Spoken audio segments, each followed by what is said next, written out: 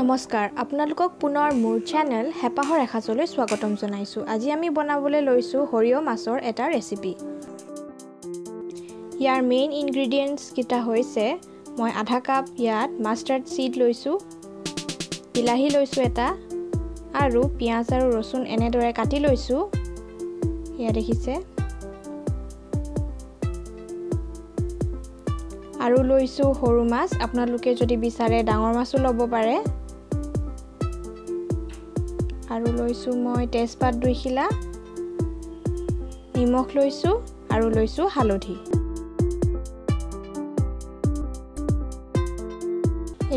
এতিয়া মই হালধি আৰু নিমখ মাছকেইটা ফ্ৰাই কৰি লম।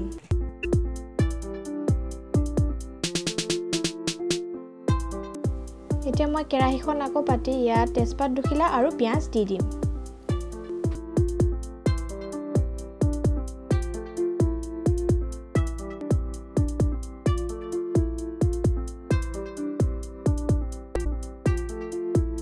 মই হৰিয়ৰ পেষ্টটো বনাই ললো। ইয়াত মই দিছো বিলাহী আৰু দিছো ৰসুন। এয়া আমি দি দিম আৰু এই গুটেখিনি আমি ভালদৰে ভাজি লম। ইয়াত মই জলকীয়াও দিছিলো।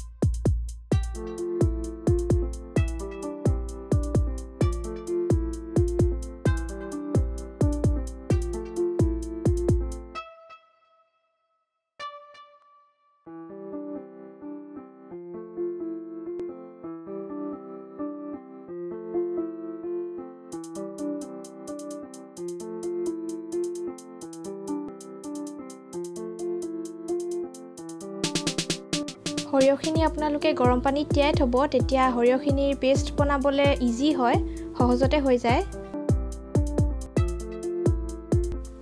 ইয়াত আপোনালোকে এতিয়া এড কৰিব নিমখ সোৱাদ অনুসৰি। মই ইয়াত এচামুচ দিছো নিমখ, এয়া দেখিছে। আৰু এইখিনি আমি ভালদৰে লৰাই লম।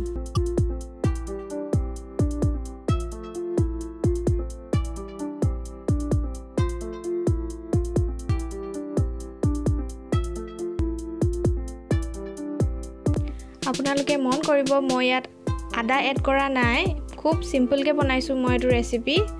আপোনালোকে মছলাও এড কৰিব পাৰে, মই ইয়াত কোনো ধৰণৰ মছলাও এড কৰা নাই।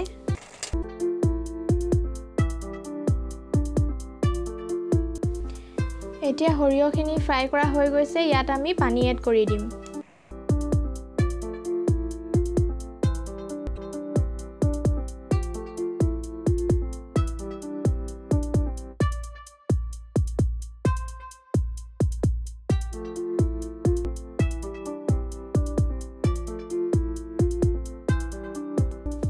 যিহেতু সৰিয়হখিনি উতলিছে, এতিয়া আমি সৰু মাছখিনি দি দিম আৰু অলপ সময়ৰ কাৰণে সিজিবলৈ দিম।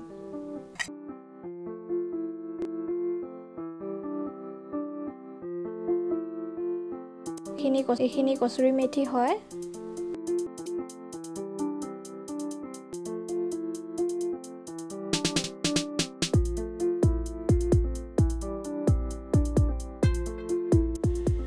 এতিয়া আমাৰ ৰেচিপি হৈ গৈছে। এতিয়া আমি লাষ্টত কচুৰি মেথিখিনি দি দিম আৰু এইখিনি ভালদৰে লৰাই লম।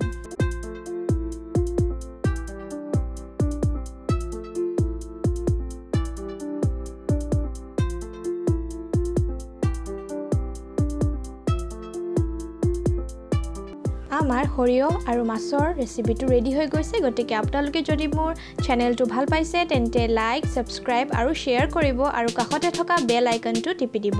আজিলৈ ইমানতে ৰাখিলোঁ। ধন্যবাদ।